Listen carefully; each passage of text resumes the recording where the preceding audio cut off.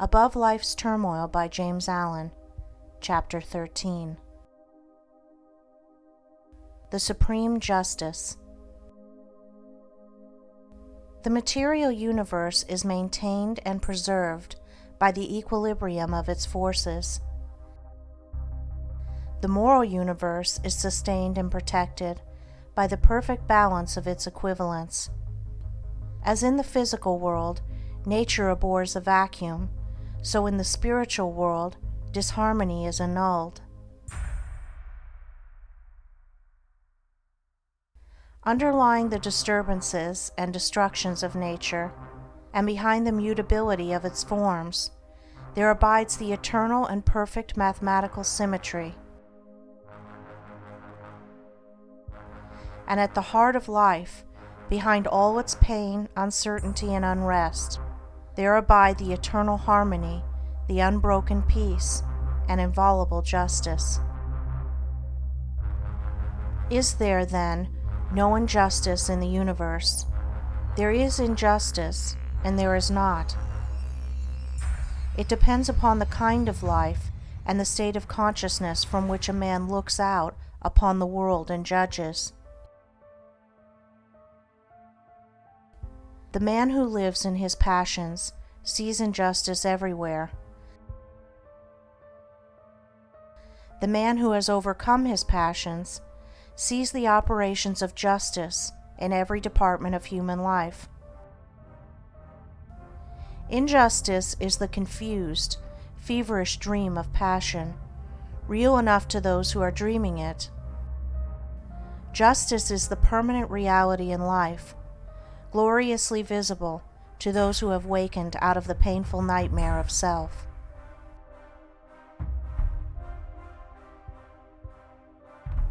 The divine order cannot be perceived until passion and self are transcended.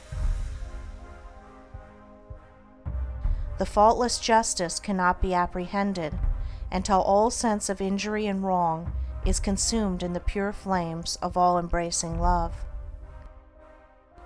The man who thinks, "I have been slighted, I have been injured, I have been insulted, I have been treated unjustly," cannot know what justice is.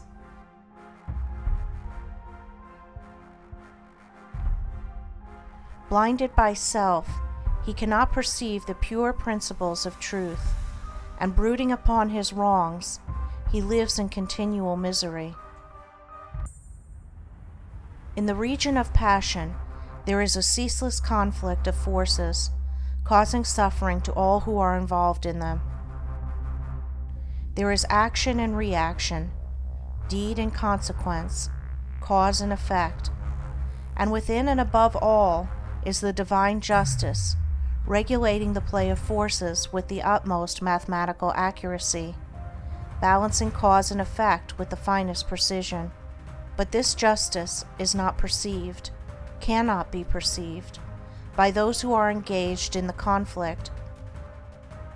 Before this can be done, the fierce warfare of passion must be left behind. The world of passion is the abode of schisms, quarrelings, wars, lawsuits, accusations, condemnations, impurities, weaknesses, follies, hatreds, revenges, and resentments. How can a man perceive justice or understand truth who is even partly involved in the fierce play of its blinding elements? As well expect a man caught in the flames of a burning building to sit down and reason out the cause of the fire. In this realm of passion, men see injustice in the actions of others, because seeing only immediate appearances, they regard every act as standing by itself, undetached from cause and consequence. Having no knowledge of cause and effect in the moral sphere, men do not see the exacting and balancing process which is momentarily proceeding, nor do they ever regard their own actions as unjust, but only the actions of others. A boy beats a defenseless animal. Then a man beats the defenseless boy for his cruelty. Then a stronger man attacks the man for his cruelty to the boy. Each believes the other to be unjust and cruel, and himself to be just and humane. And doubtless most of all would the boy justify his conduct toward the animal as altogether necessary. Thus does ignorance keep alive hatred and strife. Thus do men blindly inflict suffering upon themselves, living in passion and resentment, and not finding the true way in life.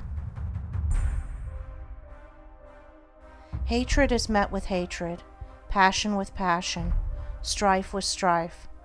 The man who kills is himself killed. The thief who lives by depriving others is himself deprived. The beast that preys on others is hunted and killed. The accuser is accused. The condemner is condemned. The denouncer is persecuted.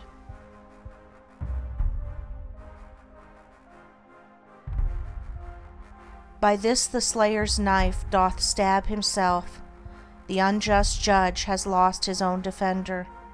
The false tongue dooms its lie, the creeping thief and spoiler robbed to render. Such is the law. Passion also has its active and passive sides. Fool and fraud, oppressor and slave, aggressor and retaliator, the charlatan and the superstitious, complement each other and come together by the operation of the law of justice. Men unconsciously cooperate in the mutual production of affliction. The blind lead the blind, and both fall together into the ditch.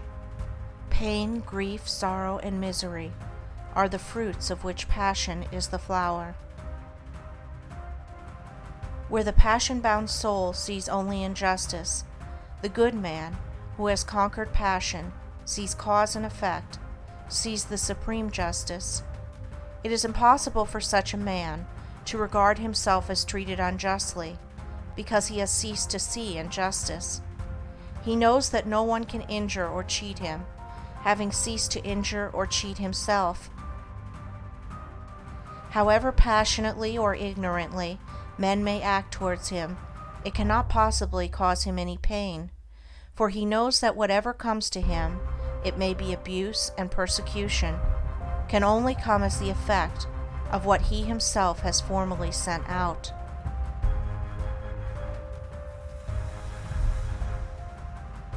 He therefore regards all things as good, rejoices in all things, loves his enemies and blesses them that curse him,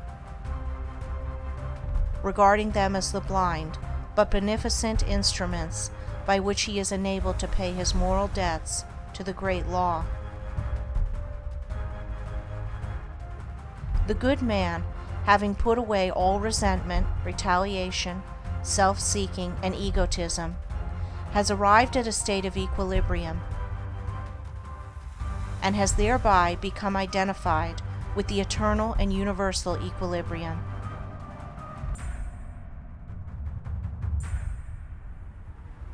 Having lifted himself above the blind forces of passion, he understands those forces, contemplates them with a calm, penetrating insight, like the solitary dweller upon a mountain, who looks down upon the conflict of the storms beneath his feet.